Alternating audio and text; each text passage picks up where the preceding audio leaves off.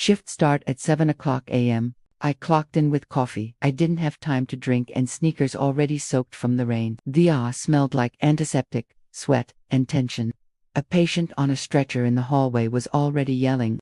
Today was going to be a long one. I glanced at the board: 16 patients and rising.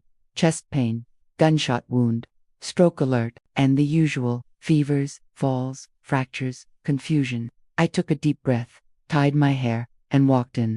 At 8:15 a.m. first patient, Mr. Kumar, 82 years old, nonverbal, nursing home resident, came in with altered mental status. His chart said dementia, but something about his eyes felt different. Sunken, silent, scared, vitals, blood pressure, 80/50. He was in septic shock. We started fluids, blood cultures, broad-spectrum antibiotics. He flinched at every needle. I held his hand longer than I had time to. I whispered, "You are not alone." He blinked once. That was enough. At 10:30 a.m., a young man was rushed in motorbike accident. Blood soaked through the gauze on his thigh. His friend followed, crying, begging, "Please save him, please." I remember the smell of blood, the urgency of the trauma team, the sound of scissors slicing through denim. I pressed so hard on the wound my hands cramped. He was in shock, fading fast. We stabilized him, just barely. He was transferred to OR. I didn't know if he'd make it. At 12 o'clock p.m., no lunch break, no bathroom break. A woman with chest pain was angry we weren't faster. A mother kept asking when the doctor would see her child with a fever. Another patient collapsed in triage. I was hungry, irritable, drenched in sweat, but I couldn't stop. This is the shift owns you. At 3 o'clock p.m., a man coded in the hallway. No monitor, no warning, just a thud and a scream. We jumped into action. Compressions, airway, adrenaline. I lost count of the cycles. After 18 minutes, we got a rhythm back. But I saw the eyes. He wasn't coming back, not fully. Family arrived an hour later. His wife collapsed into a chair. His son stared at me like I was supposed to explain death in one sentence. I couldn't. So I just said, "We did everything we could." At 6:30 p.m., my shift was ending.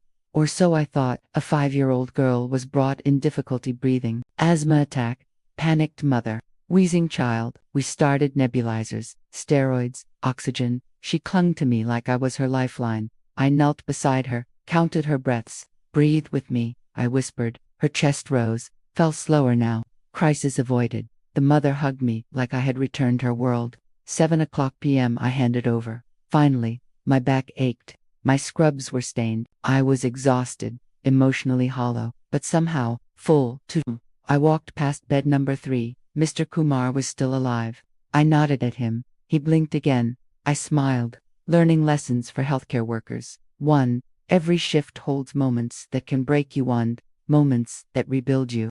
2. Prioritize patient dignity, even in chaos. The quiet ones need your attention the most. 3. Your presence, not just your procedures, can change someone's outcome. Learning lessons for medical and nursing students. 1. Textbooks don't teach you how to go 12 hours without a break or how to comfort a grieving son. 2. The ER is unpredictable. Flexibility, stamina, and empathy are your sharpest tools. 3. Debrief. Reflect, breathe, and remember why you started. Learning lessons for the public. 1. Emergency departments aren't just fast, they're firestorms of decision-making. 2. Patience and kindness toward staff matter. 3. Behind every mask is someone who hasn't eaten in hours yet still shows up for you. Closing reflection. 12 hours in the ED can feel like 12 lifetimes. You leave drained, sometimes broken, but also strangely whole. Because amid the chaos, there are moments that remind you why you endure. A hand held, a breath steadied, a blink that means, "I'm still here." Those are the threads we carry home, stitching us back together until the next shift begins. This is Silent Scrub, where the hidden stories of hospital life are brought into the light. If this story spoke to you, subscribe and walk with me through the lessons we learn, one shift at a time.